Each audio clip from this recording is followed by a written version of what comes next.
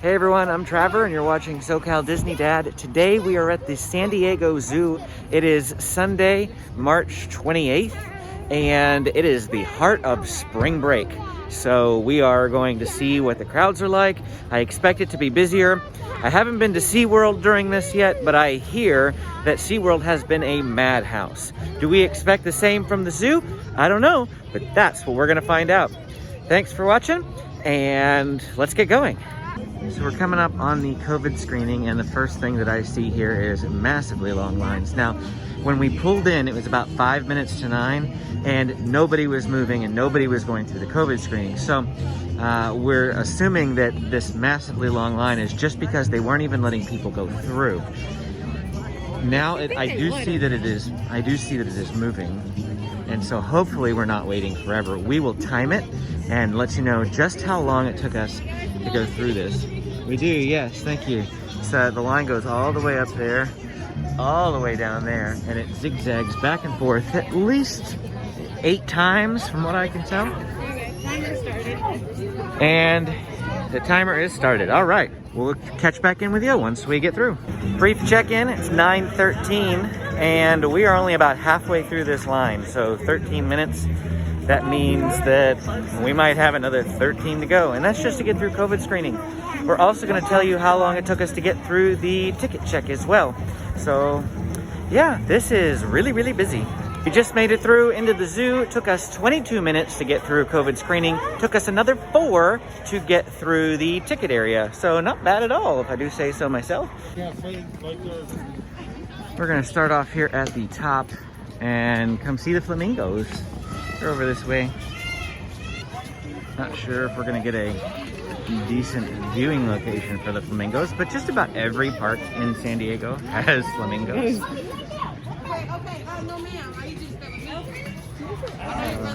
Let's just lightly push through here. Here's a viewing spot for the flamingos.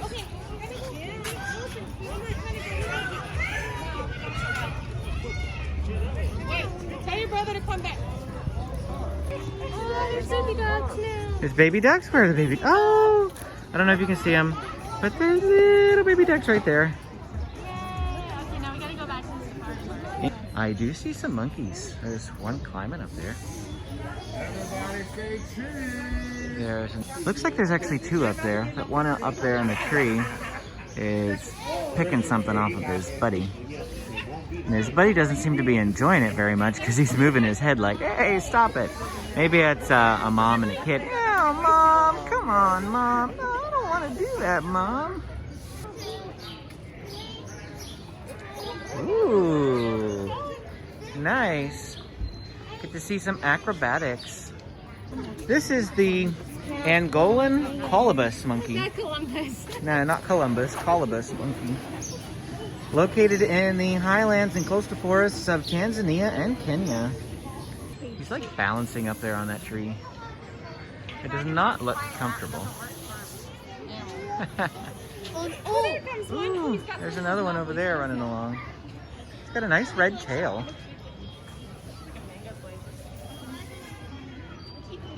I don't know what he's got there, but it's like he grabbed some food. Looks like a leaf, which doesn't seem very food worthy. Ooh! Here he comes. Hey, he's just got like a leaf or something. Apparently they've got a pygmy hippopotamus, because that's what this sign says. Where is he? Wolf's monkey? Is there a monkey in there? Maybe up in those trees you'd be able to see him if he was up that high. No, that was a person. I know, but... Oh, he's right there in the tree. The monkey, not the hippo. The monkey, yeah, I'm looking for the monkey. No, I was talking about the hippo. Yeah, I don't know where the hippo is. Well, that's why I was saying he might be in the water now. Oh, yeah, I can see his butt. And then you said, no, he's in the creek. So. No, I was talking about the monkey. Yeah, no, the hippos, let me see, there's his butt. Right. Oh, we walked out of the way. More monkeys here. The tufted capuchin. Oh, Dexter.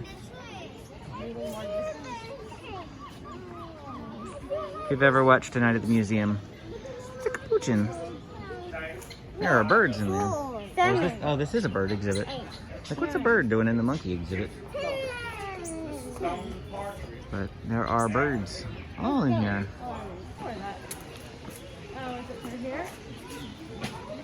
Oh, this is the hippo. Yep, here's the pygmy hippo. Have we never been back here? Nope, I don't think we've ever come this way. So this is the pygmy hippo habitat. I've never been up here. We walked by on the other side. The pygmy hippo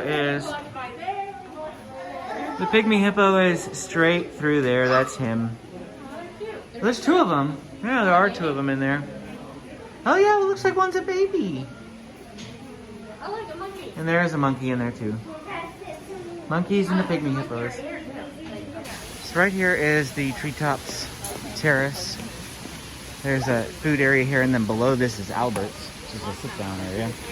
But over this way are the gorillas. There's a bigger viewing area for them, but I do see them, and they're up at the other viewing area. There are none down here. But we'll take a quick look at their exhibit. Lots of waterfalls in here. I love waterfalls so very, very much. Pretty crowded in here. That's because there's a gorilla down there, so we're gonna go this way. Gotta wait in a line.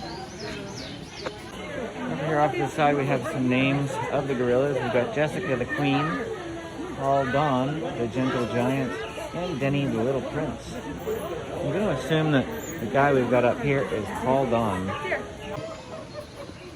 Gorillas over here playing peekaboo. It was a second ago.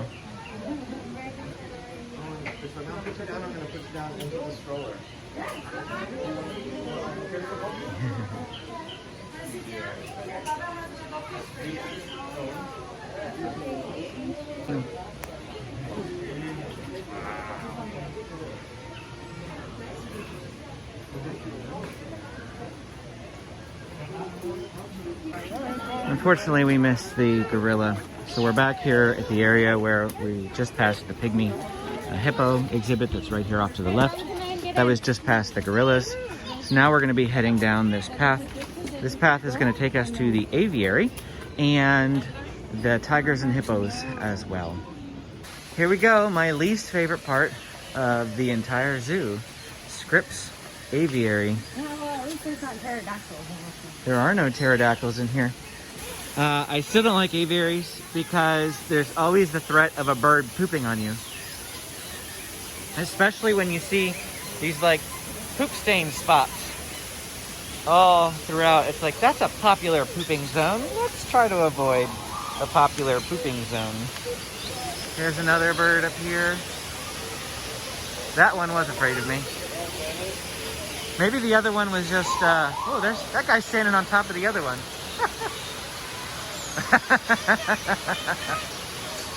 And oh, he just lost a feather.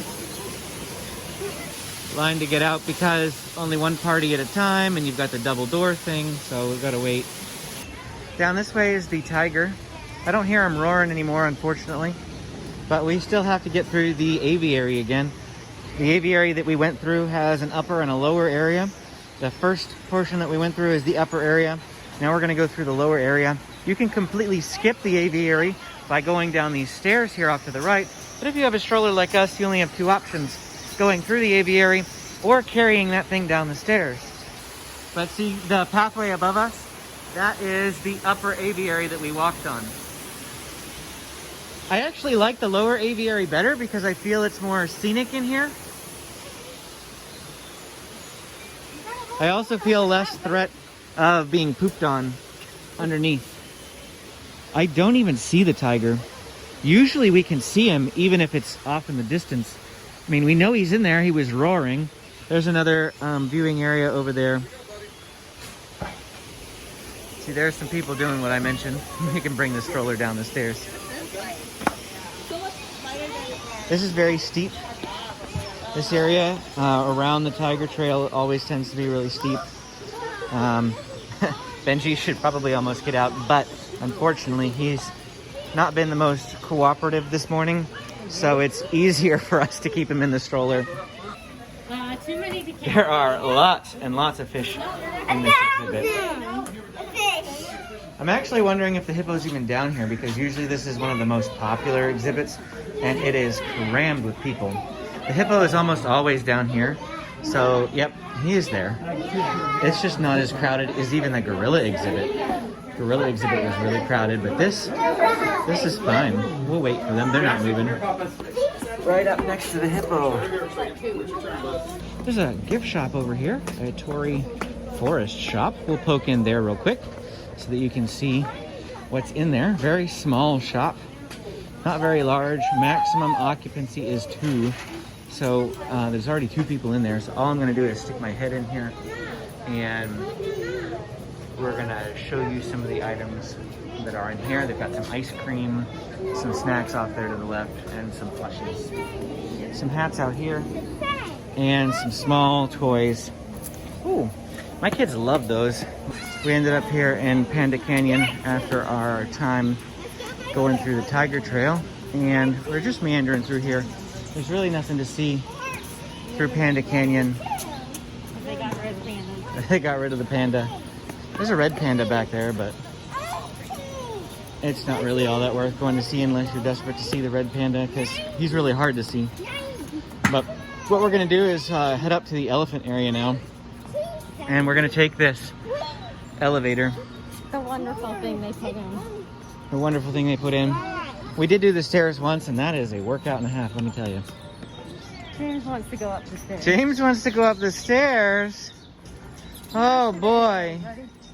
James really wants to go up the stairs, so he's gonna torture mommy and daddy. Here we go. 1, 2, 3, 4, 5, 6, 7, 8, 9. 9 steps. That is a short staircase. Oh. Why am I so winded? 9 steps brought us all the way up here. Oh, the magic of editing. Walking across the bridge. There's so many places that you can go in here. This is a huge zoo. Take you all day to get through it for sure. And if you want to see everything, totally worth coming here. Best zoo in the United States, in my opinion. We haven't been to the other top zoo though yet. The Columbus Zoo in Columbus, Ohio, apparently can rival the San Diego Zoo. We have not yet gone there. And if you ever get to Australia, the Taronga Zoo is The Taronga Zoo is amazing. People always ask me this question.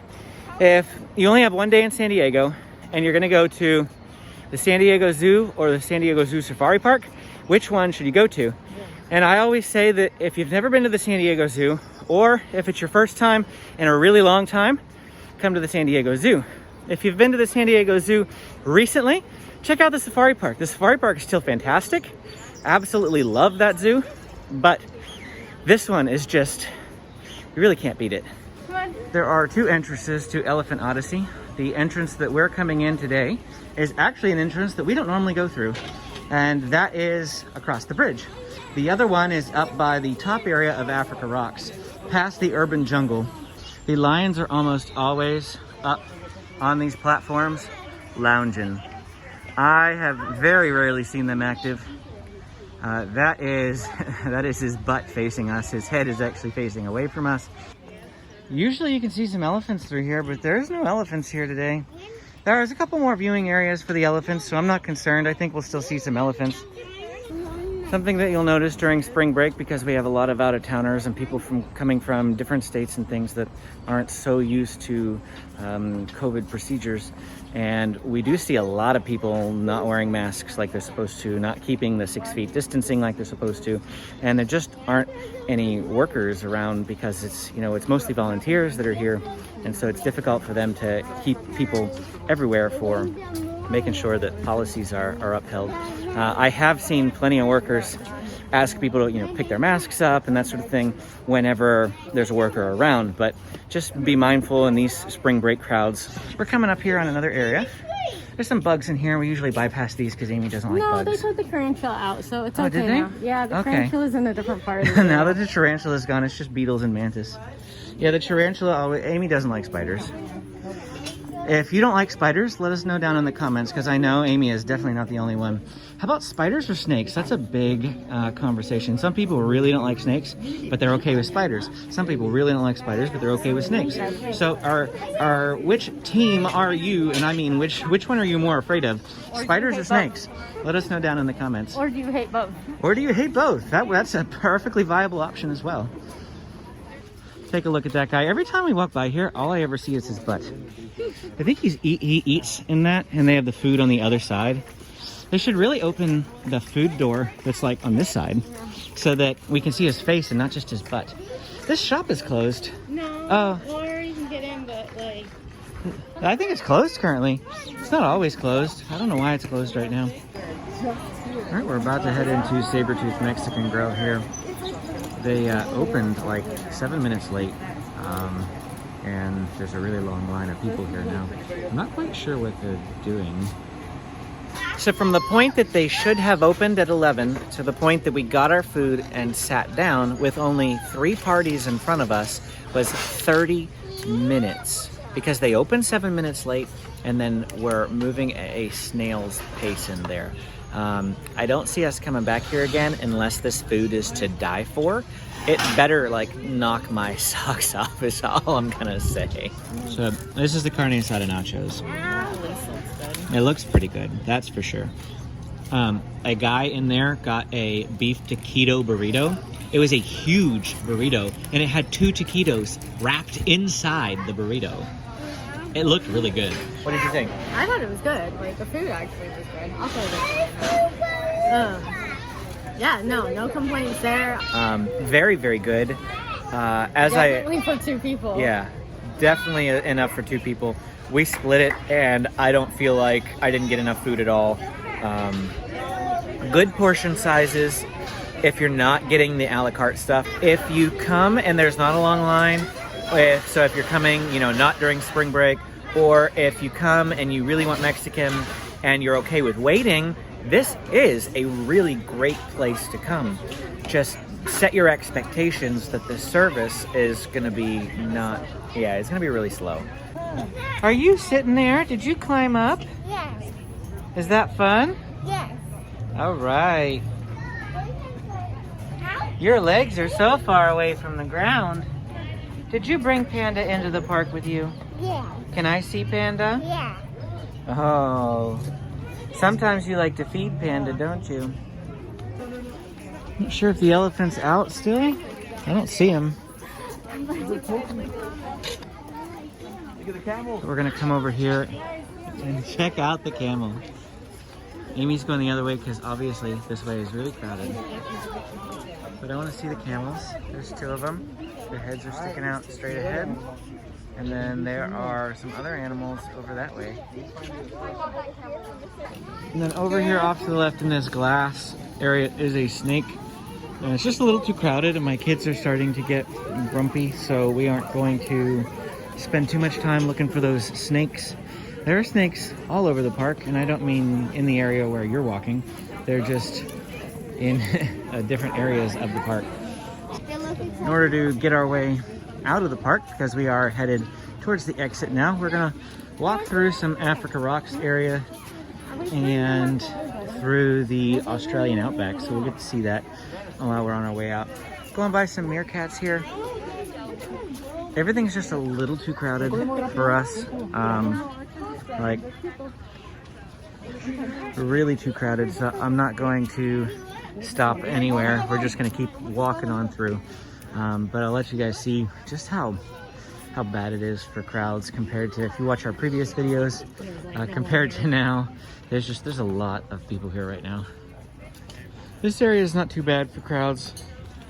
Elephant Odyssey, I think, is one of the busiest, most crowded areas in the entire zoo. It just tends to have the most people. No offense to elephants. I like elephants, but I mean, I have much more other favorite animals in the zoo than elephants. So I don't know why that area. The hippos, the tigers, they get usually a lot of crowds. We were surprised at how few people were hanging out at the hippos today. Gorillas tend to get a lot of crowds, and the crowds prevented me from getting to see the gorilla up close, unfortunately. Other areas here, the polar bears. Polar bears is another popular, highly trafficked one. Africa Rocks tends to be more wide open since it's a newer area. They built it wider. This area is a little bit of a crossroads, so it's gonna be a tad more crowded than the rest of the Africa Rocks exhibit.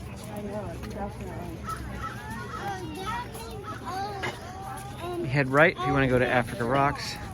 Head left if you want to go towards the urban jungle or the Australian outback. Or the exit. Or the exit.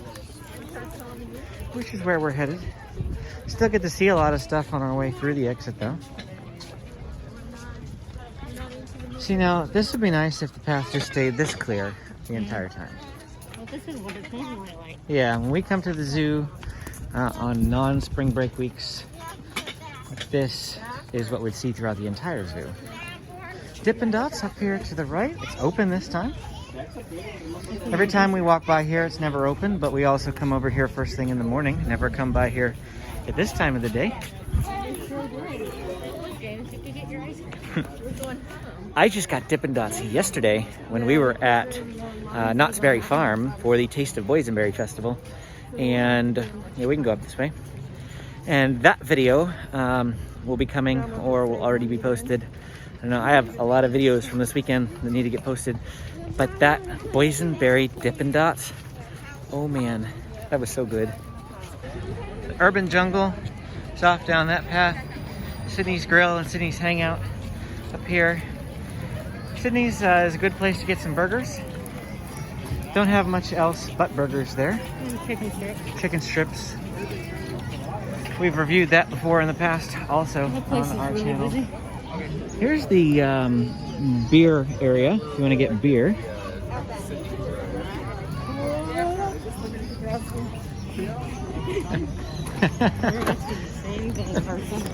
Guy just walked by who had his mask half down. I was like, is this limited capacity? Maybe you should put your mask up if you're concerned about the rules. It was down around his chin. He's really having a drink.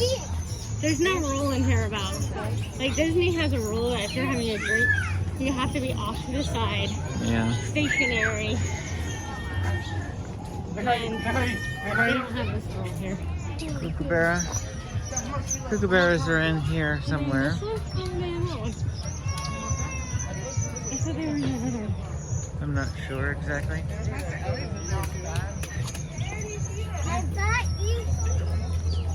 Oh, no, there he is.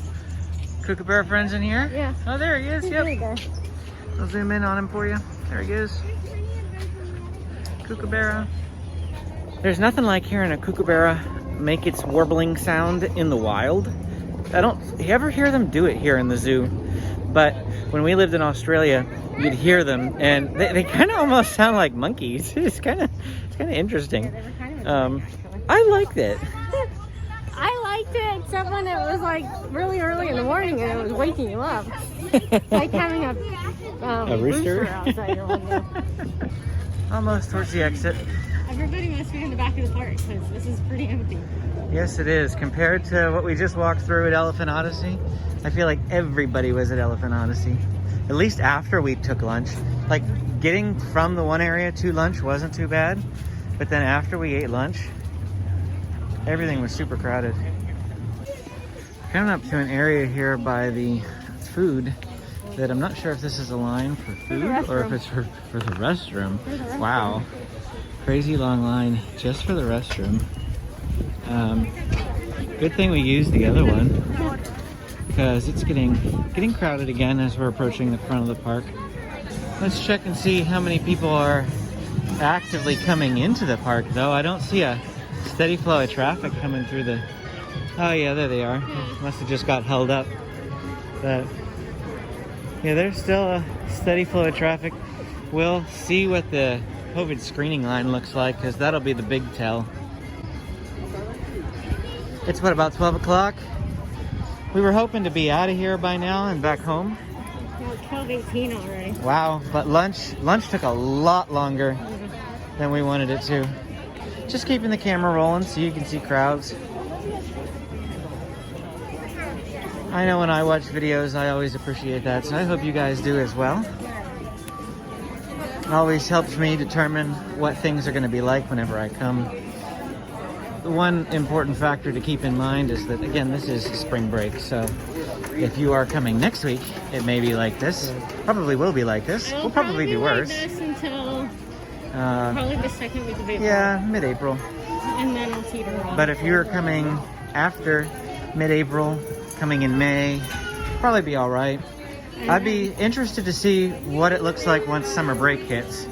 Of course, we'll be visiting the zoo and SeaWorld and the safari park and all those places with you all summer long so that you can keep up to date on crowd levels. The one thing with spring break for us, I mean, it's like, oh, did you really want to come out and wait in that 22-minute long line to get through COVID screening? And did we want to wait in that 30-minute long line for food? And yeah, we waited in some lines, but because we come here all the time, it's not like we are feeling pressed for time.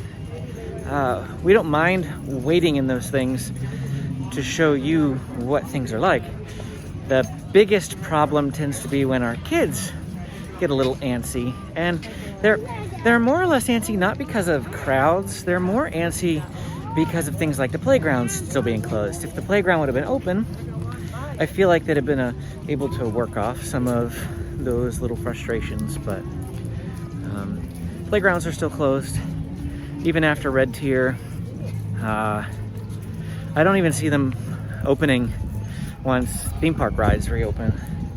I don't know when playgrounds are going to reopen. When everything's done, which who knows how long that will be. It's very possible.